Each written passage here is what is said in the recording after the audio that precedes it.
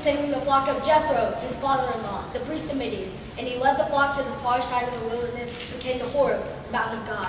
There the angel of the Lord appeared to him in flames of fire from within a bush, and he saw that though the bush was on fire, it did not burn up. So Moses thought, I will go and see this strange sight, why the bush does not burn up.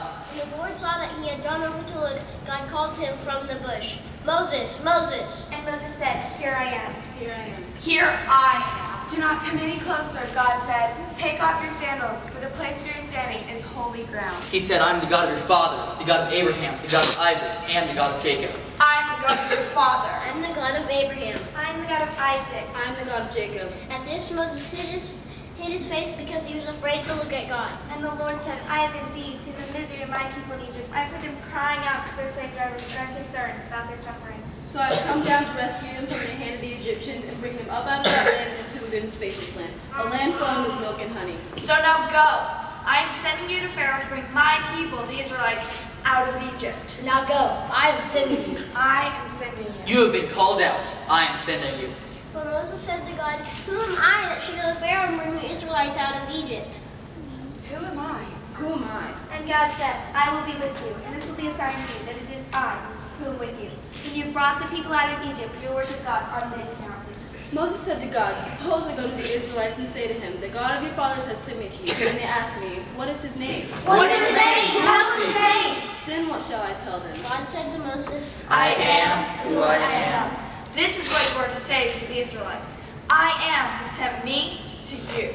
God also said to Moses, say to the Israelites, the Lord, the God of your fathers, the God of Abraham, the God of Isaac, and the God of Jacob, has sent me to you. Call out. This will be my name forever, the name you shall call me from generation to generation. The elders of Israel will listen to you. Then you and the elders are to go to the king of Egypt and say to him, the Lord, the God of the Hebrews, has met with us. Let us take a 3-day journey into the wilderness to offer sacrifice to the Lord our God. But I know that the king of Egypt will not let you go unless his mighty hand compels him. So I will stretch out my hand and strike you with all the wonders I will perform among them, and after that he will let you go. The Lord said to Moses, tell Aaron, take your staff and stretch out your hand over the waters of Egypt, over the streams and canals, over the ponds and all the reservoirs, and they will turn to blood.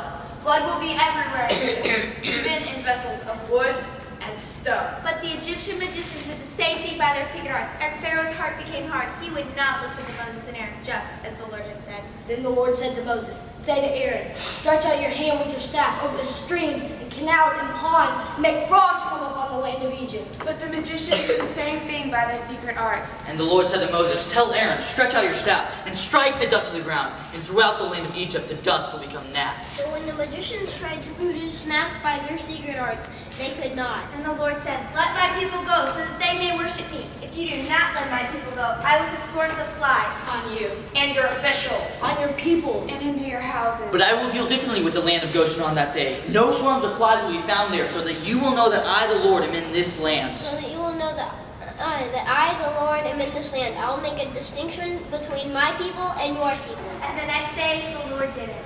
All the livestock belonging to the Egyptians died, but not one animal belonging to the Israelites died. But Pharaoh was unyielding and would not let the people go. Then the Lord said to Moses and Aaron, take handfuls of soot from a furnace, and have Moses toss it into the air in the presence of Pharaoh. It will become fine dust over the whole land of Egypt, and festering boils will break out on people and animals everywhere. The magicians could not stand before Moses because the boils that were on them and all of the Egyptians. And the Lord had Moses raise his staff, and he sent thunder and hail, and lightning struck the ground. Thus the Lord brought hail to the land of Egypt. The only place it did not hail was the land of Goshen, where the Israelites were. And the Lord said to Moses, stretch out your hand over Egypt so that locusts swarmed into the land, devouring everything growing in the field, everything left by the hail. And Pharaoh's officials said to him, how long will this man be a snare to us? Let the people go so that they may worship the Lord their God. Do you not yet realize that Egypt is ruined? And the Lord said to Moses, stretch out your hand toward the sky so that darkness covers Egypt, darkness that can be felt. Darkness that can be felt. No one could see anyone else or move about for 3 days. But all the Israelites had light in the places where they lived. But the Lord hardened Pharaoh's heart, and he was not willing to let them go. Pharaoh said to Moses, get out of my sight. Make sure you do not appear before me again. The day you see my face, you will die. Just as you say, Moses replied, I will never appear before you again. The Lord had said to Moses, I will bring one more plague on Pharaoh and the Egyptians. After that, he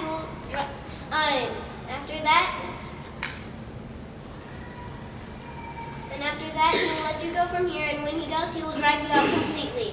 On that same night, I will pass through Egypt and strike down every firstborn of both people and animals, and I will bring judgment on all the gods of Egypt. I am the Lord.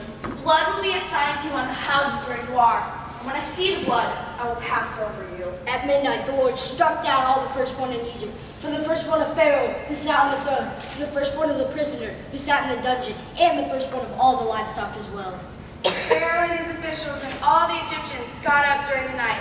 And there was a loud wailing in Egypt, for there is not a house without someone dead. In the night, Pharaoh summoned Moses and Aaron and said, Up! Leave my people, you and the Israelites. Go worship the Lord as you have requested. Take your flocks and herds, just as you said, and go. And also bless me. The Egyptians urged the people to hurry and leave the country, for otherwise, they said, we will all die. God led the Israelites out of Egypt. Thus, commemorate this day, the day you were brought out of Egypt, out of the land of slavery, because the Lord brought you out with a mighty hand. Then Moses went up to God, and the Lord called him from the mountain. This is what you are to say to the descendants of Jacob, and what you are to tell the people of Israel. You have seen what I did to them and how I carried you on eagle's wings and brought you to myself. Now if you obey me fully and keep my covenant, then you, out of all nations, will be my treasured possession. Although the whole earth is mine, you will be for me a kingdom of priests, A holy nation, called out. called out. Called out. Called out. Called out.